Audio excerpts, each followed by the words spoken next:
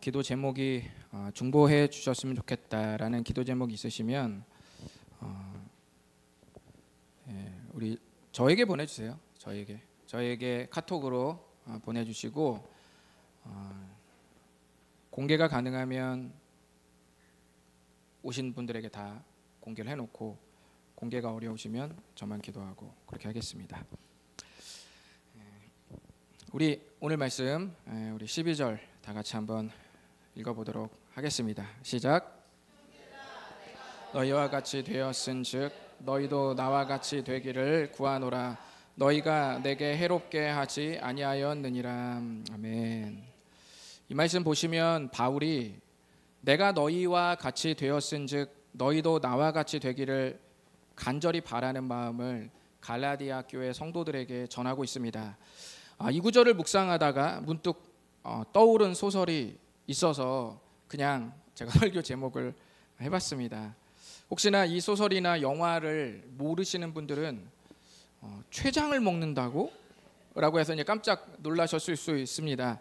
실제로 이 영화가 나올 때 이제 제목만 듣고 어떤 사람들은 이 영화가 좀비 영화인 줄 이렇게 알았다고 했습니다. 제목이 다소 괴기스러우셨다면 용서하시고 이 이야기를 떠올린 제목이었음을 제가 좀 말씀을 드립니다. 소설에 의하면 옛날 아메리카 원주민들은 자기가 몸이 아플 때 아픈 부분과 똑같은 동물의 부분을 먹으면 병이 낫는다는 전설이 있었다고 합니다. 극중의 주인공은 췌장암을 앓고 얼마 남지 않은 삶을 살고 있습니다. 그러다가 같은 반 남자친구와 친밀한 관계를 쌓고 자신의 깊은 마음까지 헤아리는 사이가 됩니다. 처음에는 주인공이 남자친구에게 말하죠. 너의 췌장을 먹고 싶어. 이때부터 이 말은 조금 의미가 바뀝니다. 남자친구의 췌장을 먹고 자기가 살고 싶다는 그런 의미가 아니라 그렇게 해서라도 내가 너와 영원히 함께하고 싶다는 고백으로서 이 남자친구에게 이 말을 건넨 겁니다. 그리고 주인공이 췌장암 때문에 이제 결국 죽을 때쯤 이 남자친구도 망설였던 고백을 합니다. 너의 췌장을 먹고 싶어. 그래서 소설과 영화 안에서 이 말은 서로가 친밀한 관계로 영원하고 싶다는 고백의 의미로 사용됩니다. 이른바 사랑한다는 표현이 이 말로 표현되는 셈인 거죠. 바울은 지금 갈라디아 교회 성도들과 아주 어려운 시간을 보내고 있습니다. 바울과 갈라디아 교회 성도들의 관계는 처음에는 아주 좋았는데 현재는 매우 악화가 되었습니다. 우리 15절 한번 읽어보실까요? 시작. 너희의 복이 지금 어디 있느냐? 내가 너희에게 증언하노니 너희가 할 수만 있었더라면 너희의 눈이라도 빼어 나에게 주었으리라. 아멘. 15절을 보면 그 바울의 마음이 더 분명하게 나와 있습니다. 15절은 과거에 그랬었다는 얘기입니다. 오늘 9절은 전부 과거에 있었던 이야기를 하는 겁니다. 그러니까 15절은 과거에 그랬었다는 얘기죠. 그때는 너희가 할 수만 있었더라면 너희의 눈이라도 빼서 나한테 주었을 정도로 아끼고 사랑하는 관계였다고 말합니다. 그런데 지금은 그렇지 않다는 뜻이죠. 바울은 다시 관계를 회복하고 싶었습니다. 억울한 일을 아마 여러분 당해본 적이 있으실 겁니다. 우리 줍불청불 친구들도 억울한 일을 당한 적이 있나요? 네, 없으시죠? 네, 그 나이가 되면은 없으실 수 있습니다. 하지만 어른이 되면 억울한 일을 당하는 경우가 많이 있죠. 우리가 어떤 사람에게 억울하다고 말할 때 두 가지로 말을 할 수 있습니다. 첫 번째는 논리적으로 내가 그러지 않았다는 것을 증명할 수 있습니다.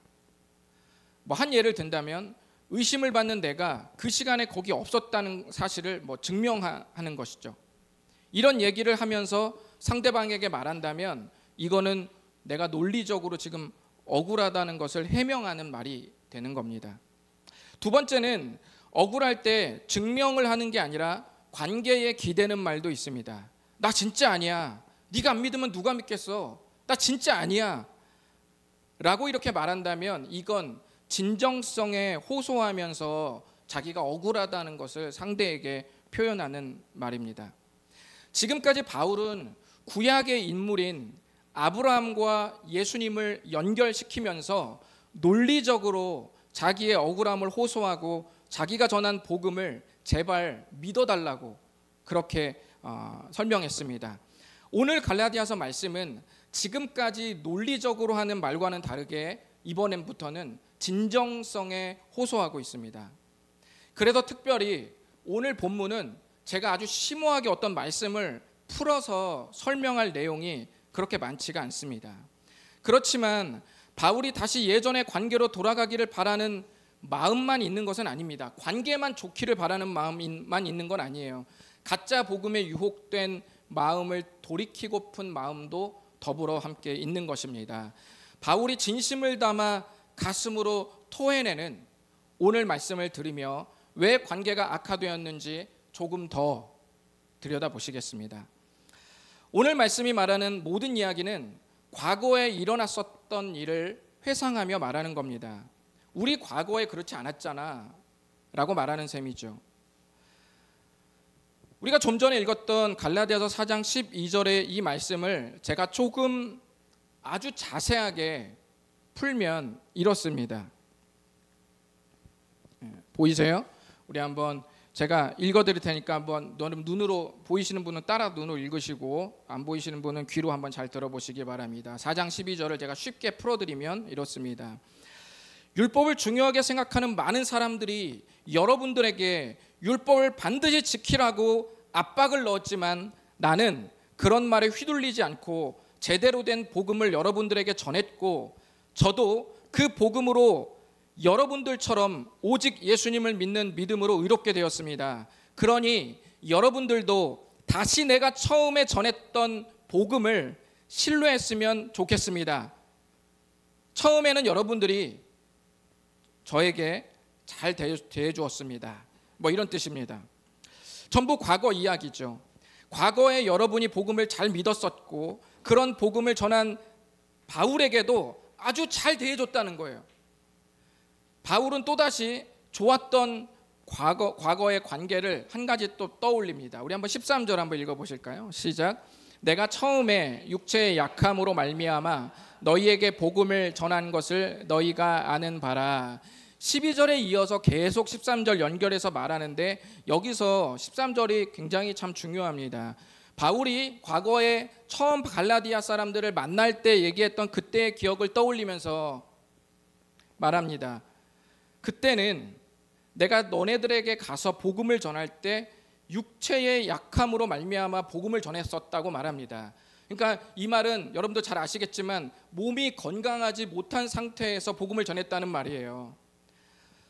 고대 사회에서는 몸이 아픈 사람을 보면 저 사람은 죄를 많이 지어서 신에게 저주를 받았다고 생각했어요.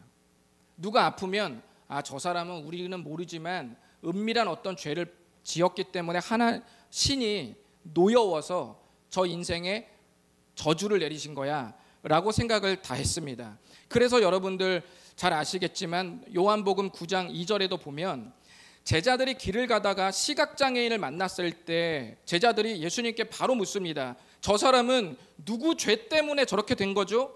라고 예수님께 묻는 장면이 있습니다. 이 성경 안에서뿐만 아니라 여러분들 잘 아시는 유대인 탈무드에도 보시면 이런 말이 있습니다. 누군가가 큰 병에 걸리면 이는 그가 죄를 지었기 때문이다.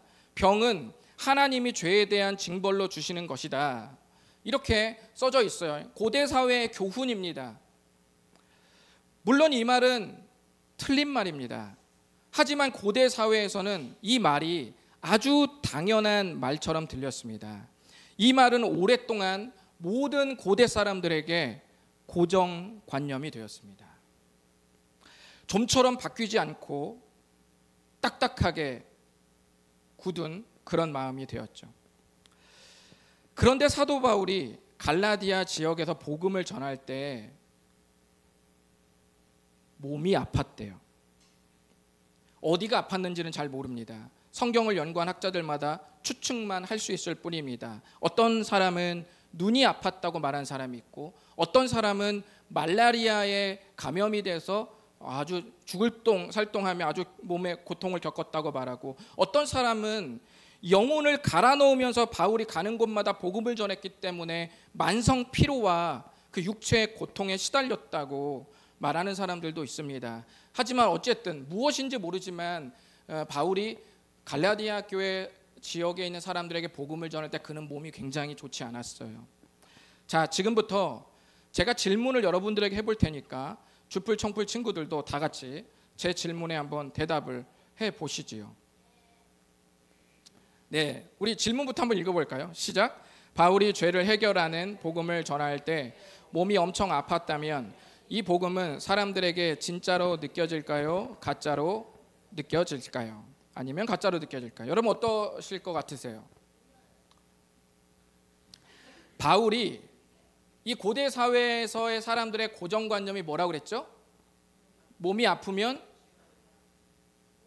죄를 많이 지어서 신이 저주를 내린 인생이다 라고 생각하는 게 고정관념이라고 그랬죠. 근데 바울이 다른 것도 아니고 그 죄의 문제를 해결하는 복음을 전하는데 몸이 아파요. 그것도 조금 아픈 게 아니라 아주 많이 아파요. 그 상태로 복음을 전했다면 그 전한 복음의 내용이 진짜로 느껴질까요? 아니면 거짓말처럼 느껴질까요? 정답은 거짓말처럼 느껴질 수밖에 없죠. 왜냐하면은 복음을 전하는데 다른 것도 아니고 복음이 죄를 해결한다고 하는데 죄가 잔뜩 죄를 지어서 병이 걸린 그 몸을 가지고 복음을 전한다고 하니 그게 믿겨지겠어요? 그래서 고대 사회 사람들에게 그런 상태로 복음을 전하는 것은 복음이 진짜가 아니라고 의심할 만한 충분한 고정관념의 근거가 있는 겁니다. 그러면 지금부터 갈라디아 성도들은 그 당시 바울이 아픈 몸으로 복음을 전했을 때 어떻게 반응했을까요?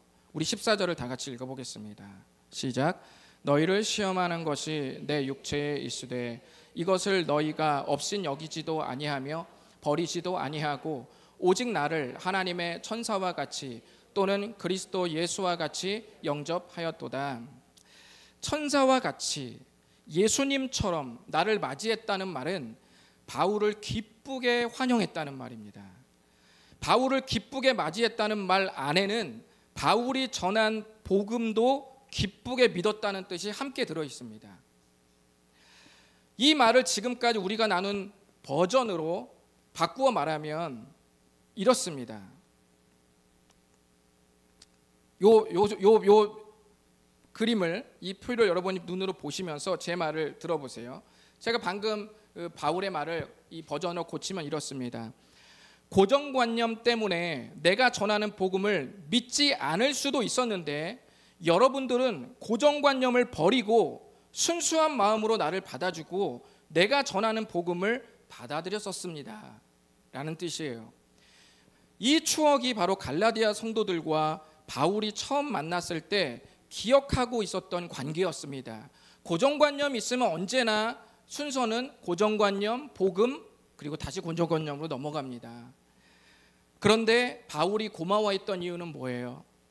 넘어가지 않고 있는 그대로 순수하게 자기를 받아줬다는 거죠. 그게 과거의 자기의 추억이었습니다. 그런데 이렇게 아름다운 추억을 갖고 너무나 서로 사랑하는 관계로 있었는데 관계가 깨지기 시작했습니다. 왜 그랬을까요? 가짜 복음을 전하는 사람들이 진짜 복음을 비틀어서 틀린 말처럼 만든 거예요. 그래서 제가 방금 보여드린 것처럼 고정관념에도 불구하고 복음을 받아들였는데 가짜 복음을 전하는 사람들이 복음을 무너뜨리니까 갑자기 옛날에 무너뜨렸던 고정관념이 다시 살아서 바울 앞에 선 거예요. 그렇게 눈으로 보니까 이제 고대 사회의 렌즈로 다시 바울을 보게 되는 거죠. 아, 바울이 거짓말을 했구나 라고 그렇게 느껴진 겁니다.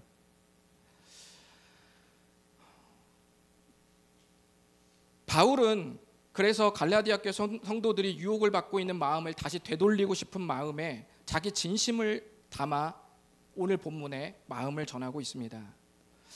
바울은 자기 생명을 바쳐서 편안한 안식처 하나 없이 낯선 지역을 평생 돌아다니며 복음을 전했습니다. 하지만 갈등의 관계를 피하기가 아주 쉽지 않았습니다.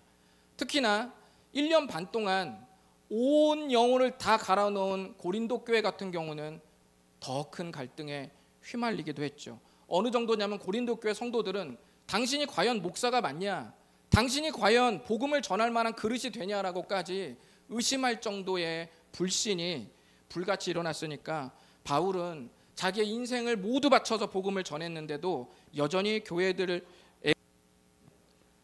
의심과 불신 속에서 이것을 해명하느라고 쉽지 않았던 생애를 살았어요.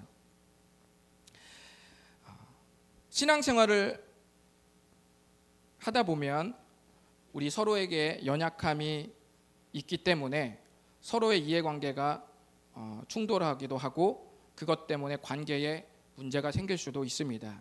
하지만 복음이 우리가 가지고 있던 고정관념을 무너뜨리고 새로운 회복과 소망 속으로 우리를 집어넣을 줄 믿습니다. 당대의 수많은 고정관념들, 남자와 여자, 유대인과 헬라인, 종이나 자유자, 모든 사람들 상관없이 그 어떤 고정관념도 산산조각 내버린 그 복음 속으로 우리가 다시금 우리의 삶을 헌신했으면 좋겠습니다. 여러분 혹시 닉 부이치치를 아마 잘 아실 것입니다. 태어날 때부터 사지가 없었고 몸 전체 아래에 아주 작은 기형의 발만 보이진 않는데요. 기형의 발만 하나 있는 사람입니다. 그는 전 세계를 돌면서 자신처럼 장애 때문에 희망을 잃어버린 아이들에게 삶의 동기를 부여해주고 희망을 되찾아주는 그런 강연을 합니다. 그는 자신의 어릴 적을 회고하며 이렇게 말합니다. 8살 때 기능적이고 풍성한 삶을 살 수 있다는 희망을 잃기 시작했다. 다른 많은 이들처럼 나도 응답되지 않는 기도로 절망에 빠졌고 하나님께서는 내 기도를 들으시지 않으실 뿐 아니라 애초부터 계시지 않았다는 뼈아픈 느낌에 빠졌다. 매우 어두운 곳으로 들어갔고 5년 동안 우울증이 지속됐다. 우울증이 최고조에 달했을 때 물에 빠져 익사하려고 시도했다. 난 희망이 없다고 스스로 확신했다. 하나님이 없다고 스스로 확신했고 만약 하나님이 있다면 그분은 그냥 불공평한 존재일 뿐이라고 여겼다. 난 기적을 위해 기도했지만 기적은 내게 일어나지 않았다. 인생의 가장 깊은 절망의 심연 속으로 빠져들어가기도 했지만 닉 부이치치는 고난의 인물 욥과 같이 처절하게 주님 앞에서 자신의 낙심과 절망과 불안과 두려움을 토해냈습니다. 그러다가 그의 인생의 시선을 완전히 뒤바꿔버린 본문 하나를 만납니다. 그 본문이 바로 제가 아까 보여드린 요한복음 9장 2절이었어요. 자기와 같은 장애를 가진 사람을 다룬 말씀에 이 닉 부이치치의 눈이 고정되기 시작했습니다. 제자들이 묻습니다. 저 시각장애인은 누구 죄 때문에 저렇게 된 겁니까? 자기 죄입니까? 부모의 죄입니까? 누구 죄입니까? 이 질문에 대답한 예수님의 답변에 절대로 소망이 있을 수 없다라고 생각했던 닉 부이치치의 고정관념은 완전히 무너져 내렸습니다. 그 대답이 무엇이었을까요? 우리 한번 3절 다 같이 읽어보겠습니다. 시작. 예수께서 대답하시되 이 사람이나 그 부모의 죄로 인한 것이 아니라 그에게서 하나님이 하시는 일을 나타내고자 하심이라. 아멘. 우리에게는 이 말씀이 뭔가 예수님의 이 대답이 불공평하고 뭔가 좀 떨떠름할 수 있지만 적어도 닉 부이치치에게는 하나님께서 엄청난 소망의 물줄기를 자기에게로 쏟아붓고 계심을 느낄 수 있었습니다. 그는 강연에서 그때의 경험을 이렇게 말했습니다. 군중 속에 있던 많은 이들이 그가 날 때부터 눈먼자로 태어난 이유를 알고 싶어 했습니다. 그러자 예수님께서 이같이 하신 것은 저로 말미암아 하나님의 하시는 일을 나타내려 하심이라 말씀하셨습니다. 그리고 나는 하나님께서 그를 위한 계획을 갖고 계셨다면 날 위한 계획도 갖고 계시다는 사실을 깨달았습니다. 이때부터 이 소망을 가지고 닉 부이치치의 삶이 완전히 뒤바뀌기 시작합니다. 이때부터 전 세계 78개국에 가서 3,500회 이상 강연을 하고 현장에서는 1천만 명에게, 그리고 매체를 통해서는 28억 명에게 예수님이 자기에게 불어넣어 주신 소망을 있는 그대로 전했습니다. 하나님은 닉 부이치치로 하여금 자기 인생에 다시 없을 것이라고 생각했던 소망과 더불어 자기 인생에서 내가 아무 몸도 없고 그냥 발가락 하나 있는 그런 내 인생에서 과연 결혼할 수 있을까라는 의구심마저도 전부 고정관념 쓰레기였다는 사실을 발견하게 하셨습니다. 한 에피소드가 있는데요. 매너 없는 기자가 도발적인 질문을 결혼 전에 이 카나에라는 여인에게 물었습니다. 당신 같은 정상적인 아름다운 여성이 라고 말을 떠듬으면서 어떻게 저런 장애를 가진 남자를 사랑할 수 있게 되었는지 그 기자가 도발하며 질문했습니다. 그때 카나에가 대답했습니다. 닉은 자신에게 필요한 모든 것을 가지고 있어요. 그녀마저도 세상이 그녀에게 준 고정관념을 무너뜨리고 닉 부이치치를 그 존재 자체를 사랑하며 그가 원했던 행복을 거머쥐었습니다. 도저히 자기 인생에 소망이 없을 것이라는 그 고정관념을 가진 닉 부이치치를 찾아가셔서 그가 벽처럼 쌓아놓은 고정관념을 산산조각 내시고 소망을 발견하게 하신 예수 그리스도는 오늘 우리가 믿고 있는 예수 그리스도와 동일한 분입니다. 우리는 예수님의 십자가로 인해서 거룩한 하나님의 자녀가 되었습니다. 존귀한 예수님 짤이지만 우리의 약점으로 인해서 이 가치가 제대로 안 보일 수가 있습니다. 그리고 때로는 이 약점 때문에 다른 사람과도 심각한 갈등을 빚을 수 있습니다. 복음이 우리에게 주는 최고의 선물 중 하나는 바로 다시라는 이 단어입니다. 다시 일어날 수 없을 것 같을 때 복음은 말씀합니다. 다시 일어날 수 있다. 다시 회복할 수 없을 것 같을 때 복음이신 예수 그리스도는 말씀합니다. 다시 회복할 수 있다. 여러분이 잘 아시다시피 우리나라는 20년이 넘도록 OECD 국가 중 자살률 1위를 확보하고 지키고 있습니다. 목숨을 스스로 끊는 사람들이 머릿속에 갖고 있는 정서는 다시는 내가 행복할 수 없을 거라는 절망감입니다. 그럴 때도 복음은 말씀합니다. 다시 행복할 수 있다. 요한복음 8장에 가늠하다 붙잡힌 여인이 있었습니다. 고대 이스라엘에서 만약 여인이 가늠하다 붙잡히면 그 인생은 끝입니다. 다시가 없어요. 하지만 그 여인이 예수님을 만납니다. 그리고 마지막 예수님께서 그녀에게 이런 말을 건넵니다. 나도 너를 정죄하지 아니하노니 가서 다시는 죄를 범하지 말라. 그리고 이 가치는 우리 교회의 이름이 되었습니다. 기독교의 최고의 가치 중 하나는 하나님께서 우리에게 두 번째 기회를 주신다는 사실입니다. 누구든지 하나님의 말씀 앞에 내가 죄인임을 처절하게 인정하고 고백하며 엎드리는 자를 하나님은 그 누구도 역사 가운데 단 한 명도 외면하지 않으셨습니다. 고귀한 예수 그리스도의 피로 우리의 죄값을 대신 지불하시고 우리를 하나님의 자녀로 받아주셨습니다. 그리고 우리 모두에게, 그리고 전 인류에게, 그리고 그분의 권위와 이름과 그분의 능력을 인정하는 모든 이들에게 두 번째 기회를 선물로 주셨습니다. 오늘 그 선물은 함께 예배를 드리는 여러분들 모두의 것입니다. 기도하겠습니다.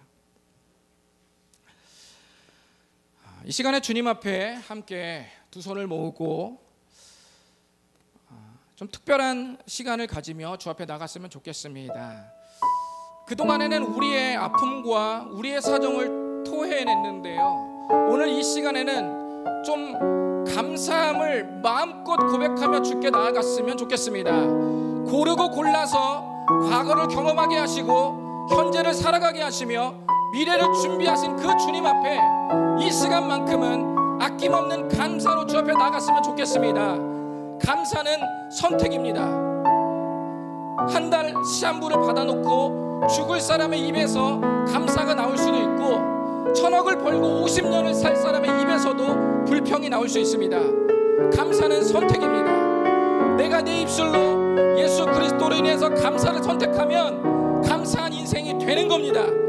오늘 이 시간 그 주님 앞에 우리를 부르신 그 주님이 아낌없이 모든 좋은 것으로 자기의 물과 피를 쏟아서 우리의 인생을 설계해 주신 그 주님 앞에 감사와 영광을 올려드리며 이 시간 기도했으면 좋겠습니다. 다 같이 주님 앞에 나아가시겠습니다.